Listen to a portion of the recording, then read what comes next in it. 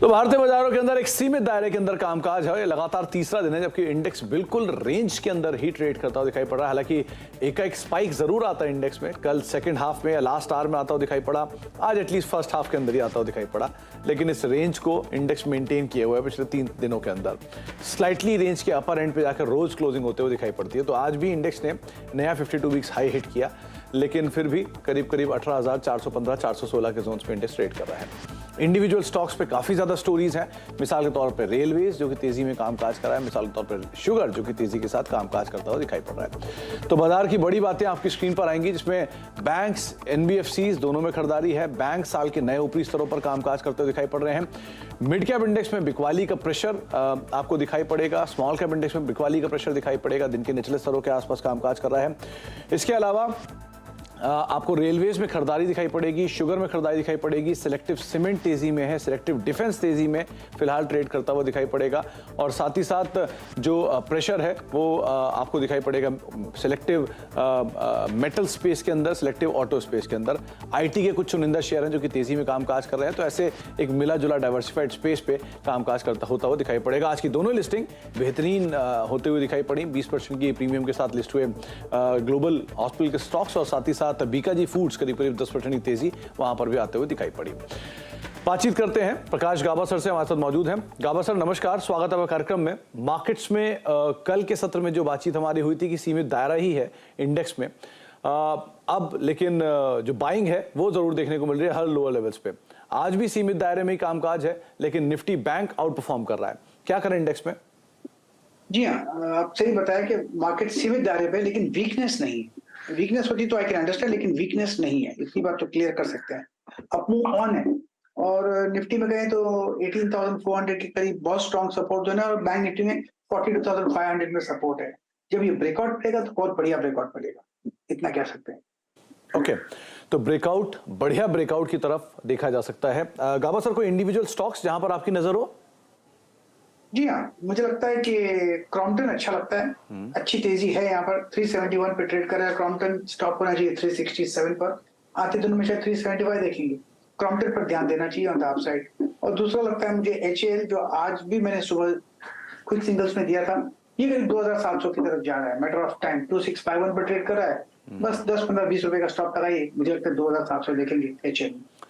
2700 HAL पहुंच सकता है। कुछ देर पहले हमारे साथ राजेश पालविया साहब मौजूद थे, उन्होंने भी इस स्टॉक पे आउटराइटली खरीदारी की राय दी थी। करीब करीब 2650 के उनके टारगेट्स थे और वो टारगेट्स तो यहाँ पे दिखाई पड़ रहे होते हुए 2650-51 पे कामकाज करा। और गाबा सर मान रहे हैं कि 2700 तक की चाल यहाँ पे आते हुए दिखाई पड़ सकती है। क्रॉम्पटन को लेकर कल भी गाबा सर ने यहाँ पर तेजी की बातचीत की थी, तेजी की राय दी थी, और आज भी यहाँ पर एक अच्छा मूव आता हुआ दिखाई पड़ रहा है। 371 रुपए के टारगेट्स के लिए आप क्रॉम्पटन को भी देख सकते हैं। एक एक करके आपके सामने मिड कैप के गेनर्स लूजर्स आएंगे, किस तरह की स्थितियां मिड कैप में बनते हुए दिखाई पड़ रही हैं, क्योंकि आज जो एक बाइंग है मिड कैप में, आज ओवरऑल प्रेशर है, लेकिन जो सिलेक्टिव बाइंग है वो अलग अलग स्टॉक्स के अंदर आते हुए दिखाई पड़ रही है। सबसे पहले यूनियन बैंक, यूको बैंक, जेके बैंक और आईओबी, इंडियन ओवरसीज बैंक, ये सरकारी बैंक जहां पर खरीदारी आज के सत्र में देखने को मिल रही है banking, mid cap, small cap space से। इसके अलावा आज ऑटो इंसलरी में कुछ सेलेक्टिव स्टॉक्स में बाइंग है। इगाराशी मोटर 4.25% ऊपर है, गैब्रियल 3.5% ऊपर है, ऑटोमोटिव एक्सेल 3.5% ऊपर है, और एलिकॉन कास्टलॉयज करीब करीब 3% की तेजी यहां पर देखने को मिल रही है। सीमेंट में JK cement, JK Lakshmi cement, Kakatiya cement, NCL industries और जेके सीमेंट कुछ ऐसे नाम जो कि खरीदारी में कामकाज कर रहे हैं। 1.5 से लेकर 3.5% तक की बढ़त है। रेलवे जबरदस्त तेजी में पूरा स्पेस है। IRCON, rights, RailTel, RVNL, IRFC, ये कुछ ऐसे नाम है जहां पर खरीदारी का रुझान बनता हुआ दिखाई पड़ रहा है। 3.5 से लेकर 5.5% का उछाल है। चीनी शेयरों में तेजी है तो पोनी शुगर करीब 11% ऊपर, मवाना शुगर 6.5% ऊपर, धामपुर करीब 4% ऊपर, केएम शुगर रफली 5.5-6% के आसपास की बढ़त यहां पर भी आते हुए दिखाई पड़ रही है। मिड कैप के चढ़ने वाले शेयरों में Finolex industries, Karnataka bank, Castrol India, KEC, ये कुछ ऐसे नाम जहां पर तेजी का रुख बनता हुआ दिखाई पड़ रहा है। और मिड कैप गिरने वाले शेयरों में अपोलो टायर, केसीपी, रेडगो खैतान और आरती इंडस्ट्रीज, कुछ ऐसे नाम है जहां पर प्रेशर बनता हुआ दिखाई पड़ रहा है। इनफैक्ट अपोलो टायर कल एक बढ़िया तेजी दिखा चुका है और उस तेजी के बाद आज यहां पर कुछ हद तक प्रेशर बनता हुआ दिखाई पड़ रहा है अपोलो टायर्स के स्टॉक्स के अंदर। तो नंबर्स के बाद थोड़ा सा प्रेशर वहां पर देखने को मिल रहा है। गावा सर, कोई राय आप जेके सीमेंट पर रखते हैं क्या? जेके किस पे? जेके सीमेंट। जेके सीमेंट, हाँ, जेके सीमेंट परसों से एक अच्छा मूव मिल रहा था। कल एक पॉज मोड था, लेकिन आज भी एक ठीक ही नजर आता है। 2969 पे ट्रेड कर रहा है, 3000 की तरफ जा रहा है। जेके सीमेंट स्टॉप लगाना पड़ेगा करीब करीब लगा सकते हैं अराउंड 2950 का अपमूव मिलना चाहिए जेके सेगमेंट में, 3000 की तरफ जा रहा है।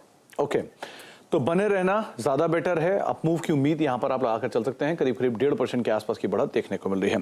गाबा सर से हम आगे बातचीत करेंगे, लेकिन अब बातचीत करने के लिए हमारे साथ एक और खास मेहमान मौजूद हैं। हिंदवेयर होम इनोवेशन के नंबर्स आए हैं और नंबर्स पर और आगे के ग्रोथ आउटलुक पर चर्चा करने के लिए हमारे साथ हिंदवेयर होम इनोवेशन के ग्रुप CFO संदीप सिक्का सर मौजूद हैं बातचीत करने के लिए। संदीप सर नमस्कार, स्वागत है आपका कार्यक्रम में। सीजनली वीक क्वार्टर और उसके बावजूद एक स्टडी परफॉर्मेंस कंपनी ने दी है। थोड़ा बहुत इम्पैक्ट कंपनी के मार्जिन्स के ऊपर जरूर आया, वो हायर इनपुट कॉस्ट का इम्पैक्ट है, लेकिन अदरवाइज अच्छे नंबर्स देखने को मिले। पहले तो की हाईलाइट सर, कैसे रहे इस तिमाही के नंबर्स, और दूसरा going forward situation second half के लिए क्या आउटलुक लेके चल रहे हैं आप? देखिए, क्वार्टर 3 में अभी पिछले 3-4 हफ्ते में काफी अच्छी रिकवरी नजर आ रही है मार्केट के अंदर in terms of the sales. जो मार्जिन के पॉइंट्स हैं वो हमने मार्केट में बताया है कि काफी इम्पैक्ट रहा पीवीसी में, जो हम प्लास्टिक पाइप्स बनाते हैं, CPVC एंड UPVC पाइप्स, उसमें पीवीसी सेगमेंट के अंदर काफी इनपुट प्राइसेस गिरे हैं, तो उसमें मार्जिन काफी श्रिंकेज नजर आ रहा है। हमने मार्केट में गाइडेंस दी थी कि हम सैनिटरी वेयर फॉसेट्स पे ग्रो करेंगे and will outbeat the market by around 1.5% plus, जो हम अभी कंटिन्यू कर रहे हैं। व्हेन यू कंपेयर जो हमारे रिजल्ट्स आप बाकियों से कंपेयर करेंगे, तो काफी सारे इनिशिएटिव्स हमने मार्केट में लिए हुए हैं on the sanitary ware faucet side, जिसका रिजल्ट आ रहा है। पिछले 3-4 क्वार्टर में देखेंगे तो काफी स्ट्रॉन्ग रिजल्ट है। पाइप सेगमेंट में काफी मंदी रही in terms of the PVC price fluctuation, उसके बावजूद भी हमने 25% ग्रोथ दिखाई है with the sale of 198 crore in the quarter. ये काफी अच्छा सेगमेंट लग रहा है, जिसमें हमने लॉन्ग टर्म गाइडेंस भी दिया हुआ है कि हम अगले 2 से 3 साल में 1000 करोड़ से ऊपर का इसमें बिजनेस एस्टेब्लिश कर लेंगे।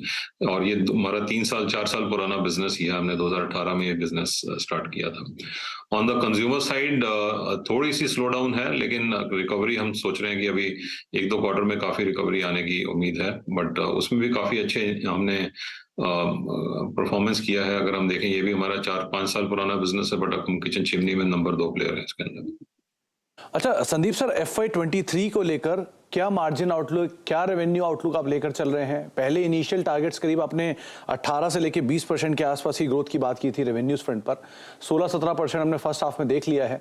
सेकेंड हाफ फेस्टिवल होगा, तो क्या डिमांड साइड पिकअप आप एक्सपेक्ट कर रहे हैं यहाँ पर? देखिए, हमने बोला था मोमेंटम रहेगा 18 से 20% ग्रोथ का, तो अभी तो हम उसको होल्ड कर रहे हैं। Okay, despite all the fluctuations, कुछ प्राइस हाइक्स वगैरह भी लिए हैं। इन्फ्लेशन डेफिनेटली इम्पैक्ट कर रहा है सबको। अभी थोड़ा सा मार्केट में 1-8 क्वार्टर का ऊपर नीचे हो सकता है, बट हमारी गाइडेंस थोड़ा सा medium to long term range की तरफ रहती है rather than very short term range, क्योंकि शॉर्ट टर्म प्रेडिक्टेबिलिटी करना काफी मुश्किल रहता है मार्केट के अंदर।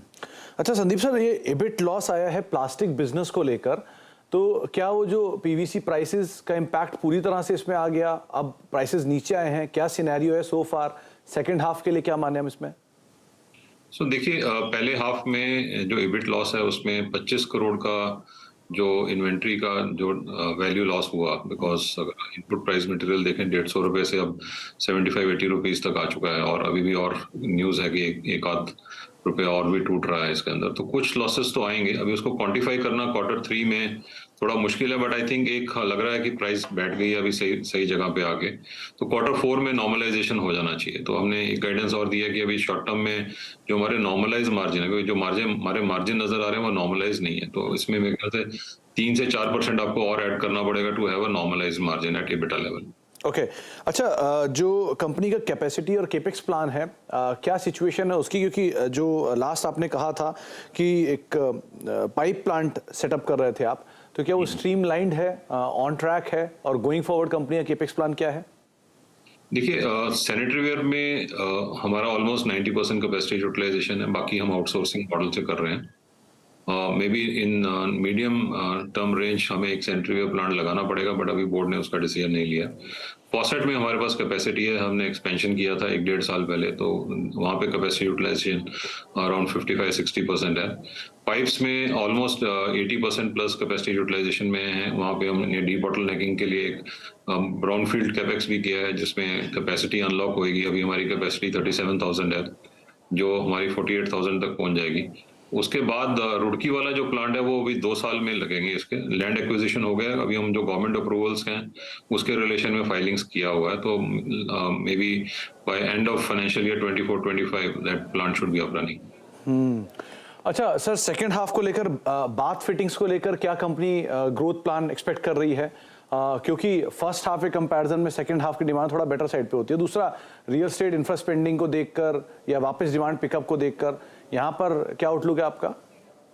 वही बेसिकली जो मार्केट का ग्रोथ रहेगा, लेट्स से हमारी प्रेडिक्टेबिलिटी है 15 से 18% की ग्रोथ मेंटेन करके चलेंगे अभी अगले नेक्स्ट 1-2 क्वार्टर में। This is based on the current market condition today. Market change हो सकती है, लेकिन आज जो लग रहा है कि हमारी कंसिस्टेंसी ग्रोथ में बनी रहेगी इसमें। ओके, चलिए, बहुत बहुत शुक्रिया संदीप सर हमारे साथ मौजूद रहने के लिए, नंबर्स पे बातचीत करने के लिए और आउटलुक हमसे शेयर करने के लिए। एक बार स्टॉक भी आपकी स्क्रीन पर आता हुआ दिखाई पड़ेगा। हिंदवेयर होम इनोवेशन है, करीब 1.5% के आसपास की बढ़त यहाँ पर देखने को मिल रही है। 339-340 का स्तर यहाँ पर भी आता हुआ दिखाई पड़ रहा है। तो गाबा सर, क्या राय हिंदवेयर होम इनोवेशन को लेकर? करीब 1.5% की बढ़त है आज। हिंदवेयर का चार्ट मुझे मिल नहीं रहा था, मैं कोशिश कर रहा था कि मुझे मिल नहीं रहा था, तो I think I skip it Hindware. Okay, करीब 1.5% की तेजी यहाँ बनते हुए दिखाई पड़ रही है। अच्छा, एक बारी जी ऐसा है कि करीब 330 में स्ट्रॉन्ग सपोर्ट जोन है, थोड़ी गिरावट हमने देखी है। अगर अप्रूव मिलता तो 360 तक जा सकते हैं। वॉल्यूम्स बहुत कम होते हैं हिंदवेयर में, इसलिए लगता है कि सपोर्ट 300-320 के आसपास है, इतना कह सकते हैं बस। तो आपको राय दी गई है हिंदवेयर होम के चार्ट को लेकर, आप मैनेजमेंट को भी कुछ देर पहले सुन रहे थे।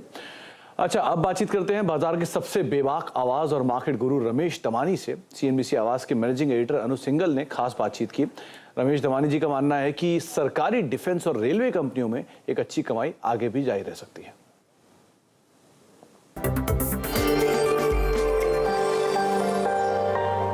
India is large, is a buffet of choices, you say. जो हमने अभी लिया recently, I would say some defense PSUs, some railway PSUs, and some technology shares. Defense and rail has done well, so we bought and sold them. So I'm being very clear that I've not bought all of them. I bought and sold some of them. But they offer very good opportunities to people. ये क्या एक PSU क्षेत्र था, एकदम neglected था, कोई firm आज देखना ही था. And yet these companies were available with single-digit PEs, 6-7% yield, and जो order book थी, visibility was for 5-10 years time. So that made for good economic sense to me. And जो point I think market ने नहीं समझा कि government is very interested in capital expenditure. How do they do this capital expenditure? They will do this through some of these listed PSUs. All right, so that gives us a great opportunity and great visibility in these companies.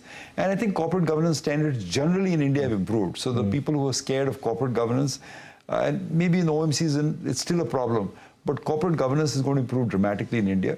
So they offered good values to us, so we made a bet on them. But again, we buy and sell these shares. ये जो railway PSUs था, ये किसी ने नहीं देखा था। ये आपने दिवाली पे हमारे सिस्टर चैनल पे आकर बोला था। वहाँ से 50% के मूव देखे हमने करीब 1.5 महीने में इन स्टॉक्स में। ऐसा क्या चेंज हो गया इनमें, जो खासतौर से रेलवे PSUs हैं, उनमें ऐसा क्या चेंज हो गया? क्योंकि एक PSU टैग तो है ही इनके साथ, और एक रिस्क तो रहता ही है कि कभी भी जैसे एक बार IRCTC के साथ हुआ था, एकदम से ओवरनाइट एक पॉलिसी चेंज हुई और एकदम से एक स्टॉक 20-30% गिर गया था।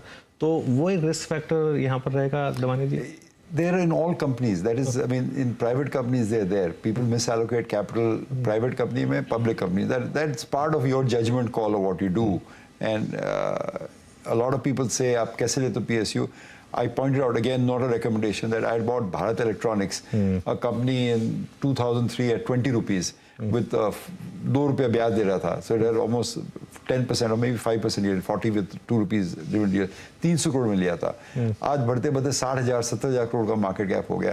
So for 20 years it has created wealth. So it is, जो एनालिस्ट का काम है, it is to pick good stocks, whether it's in the public sector or in the private sector. I think a lot of people are just saying no public sector because they're aggregating all public sectors together. तो आपने oil company, आपने commodity company, आपने rail company, defence सब एक साथ धर दिया. अगर मैं समझ लो आपके प्राइवेट मार्केट शेयर के बास्केट में हिमाचल ग्लोबल जैसे फ्रॉड रख दिया, so then you would also get poor returns. So I think analyst लोग are just being a bit lazy. They are not looking at these individual companies. They are just clubbing all the PSUs together with bad capital allocation और bad earnings trajectory. I think that was the opportunity we got. And to come back, जो specific question आप पूछे थे railway PSU, बहुत सस्ते थे. I mean, just take my, you just have to believe me that if you go through the balance sheets, you'll realize that they had order books, they had earnings, they paid out 33% dividend. So I was getting 7-8% yield on these shares. You can't get 4% in fixed deposit, I'm getting 7% yield. So why would I not buy them? And the other point I said that the government wants to do capital expenditure. Say the railways want to, government wants to do huge capital. आपने देखा Vande Mataram, all these tunnels, all these bridges, these corridors are being built.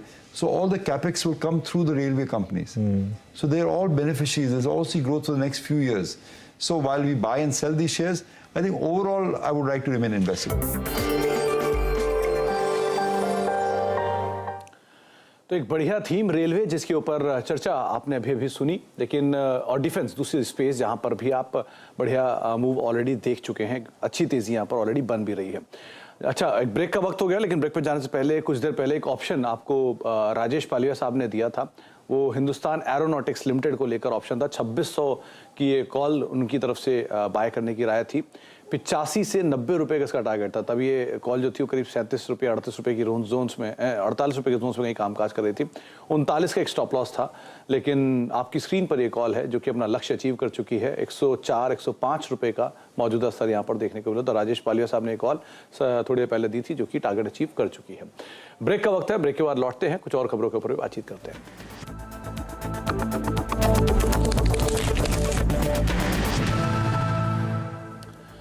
आप देख रहे हैं mid cap मंत्रा और markets के ऊपर नजर डाली जाए तो करीब करीब फ्लैटिश टोन पे ही इंडेक्स अभी भी कामकाज करता हुआ दिखाई पड़ा. लेकिन एक और अपडेट ये है कि इंपोर्ट और एक्सपोर्ट दोनों तरह की ड्यूटी कटौती के ऊपर सरकार फिलहाल कोई फैसला नहीं लेगी. हमें सूत्रों से जो जानकारी मिली है उसके मुताबिक इंडस्ट्री को बजट तक इंतजार करना पड़ सकता है. और ज़्यादा डिटेल्स के लिए बातचीत करने के लिए आलोक प्रियदर्शी हमारे साथ मौजूद भी हैं. तो आलोक, सरकार कोई भी फैसला सो फार नहीं ले रही है, बजट को लेकर ही, बजट के समय पर ही ये फैसला लेगी. कुछ इस तरह के अपडेट्स हैं, क्या है पूरी डिटेल? देखिए, इंडस्ट्री लगातार इस बात की डिमांड कर रही है और हमें जानकारी मिली कि इंडस्ट्री सरकार से कई तरह की चीज़ों पर डिमांड भी किया है कि खासतौर से जो रॉ मटेरियल हैं उस पर इम्पोर्ट ड्यूटी जो है तत्काल कम किया जाए, क्योंकि जो ग्लोबल स्थिति है उसकी वजह से उनके ऑर्डर्स और उनकी डिमांड्स पर काफ़ी असर पड़ रहा है, उनकी कंपिटिटिवनेस कम हो रही है. लिहाजा सरकार को तत्काल कदम उठाना चाहिए. दूसरी तरफ जो कई तरह के आइटम जैसे खासतौर से स्टील हैं जिस पर ऑलरेडी एक्सपोर्ट ड्यूटी लगी हुई है उसको भी कमी करने की लगातार मांग की जा रही है. तो इन तमाम फैसलों पर अगर आप देखें तो कल जो एक्सपोर्ट के फिगर आए उससे एक तरह कहें कि उसमें गिरावट दर्ज हुई. लेकिन जो हमें सरकार से बातचीत हुई है, जो हमारे सूत्रों से बातचीत हुई, उसमें ये साफ साफ कहा गया है कि सरकार इस एक्सपोर्ट की गिरावट को लेकर फिलहाल कोई पैनिक में नहीं आएगी, क्योंकि जो ग्लोबल अनिश्चितता है उसमें तेजी से घटनाक्रम बदल रहे हैं. लिहाजा अभी इस पर कोई फैसला नहीं लिया जाएगा. इसके लिए प्रॉपर सरकार एनालिसिस करेगी और बजट में ही जो एक्सपोर्ट ड्यूटी या इंपोर्ट ड्यूटी दोनों में जो रिजिक करना है या बदलाव करने हैं उस पर ही फैसला लिया जाएगा. और इस वक्त जो स्थिति है वो वेट एंड वॉच की पॉलिसी सरकार अपना के रखा है. वेट एंड वॉच, ये मोड को सरकार ने एक्टिव कर रखा है और सो फार इसके ऊपर कोई फैसला नहीं लिया जाएगा. बहुत बहुत शुक्रिया आलोक हमारे साथ जुड़ने के लिए और इस खबर पर फर्दर बातचीत करने के लिए. ब्रेक पे जाने से पहले एक बार खिलाड़ी अपडेट और आपको बताते हैं किस तरह की सिचुएशन बनते हुए दिखाई पड़ रही है तीनों खिलाड़ियों के बीच में और किस तरह का मुकाबला फिलहाल आता हुआ दिखाई पड़ रहा है और रिटर्न्स के जो रेशियोज हैं वो कैसे बनते दिखाई पड़ रहे हैं. अरुण कुमार मंत्री ने जो कॉल दी है वो आपकी स्क्रीन पर आप देख रहे थे. उन्होंने इस बार जो खरीदारी की राय दी है वो शोभा लिमिटेड में दी है 692 रुपये के टारगेट्स के लिए. 630 का एक स्टॉप लॉस. यहाँ पर वो अपने प्रॉफिट्स को बुक कर चुके हैं 648 रुपये के आसपास. साथ ही साथ जो अरुण जी की कॉल थी वो ग्रेफाइट इंडिया में थी 396 रुपये के टारगेट्स के लिए. 361 का स्टॉप लॉस. यहाँ पर ये कॉल अभी भी ओपन है. इसके अलावा लेटेंट व्यू एक और कॉल अरुण जी ने दी थी. यहाँ पर स्टॉप लॉस हिट हो गया है. 440 रुपये का टारगेट था 383 के स्तरों पर है, लेकिन यहाँ पर अपने स्टॉप लॉसेस को हिट हो चुका है. तो ये तीन अपडेट ये अपडेट जो है खिलाड़ियों से रिलेटेड आपके सामने मुनाफा मीटर यानी कि स्कोर कार्ड जिसके लिहाज से प्रदीप भोजचंदानी सोफा लीड कर रहे हैं करीब 9% के रिटर्न के साथ. गौरव रत्न पारखी जो कल फ्लैट थे आज 2% के पॉजिटिव रिटर्न के साथ कामकाज कर रहे हैं और अरुण जी का रिटर्न स्लाइटली कम हुआ कल के कंपैरिजन में. करीब 1% का पॉजिटिव रिटर्न यहाँ पर आता हुआ दिखाई पड़ रहा है. ब्रेक का वक्त है और ब्रेक के उस पार आपके साथ केवाईसी यानी कि नो योर कंपनी में मौजूद होंगी लिबर्टी शूज की मैनेजमेंट। आप मुखातिब होंगे अनुपम बंसल सर से, जो कि डायरेक्टर हैं लिबर्टी शूज के। छोटे से ब्रेक के उस पार।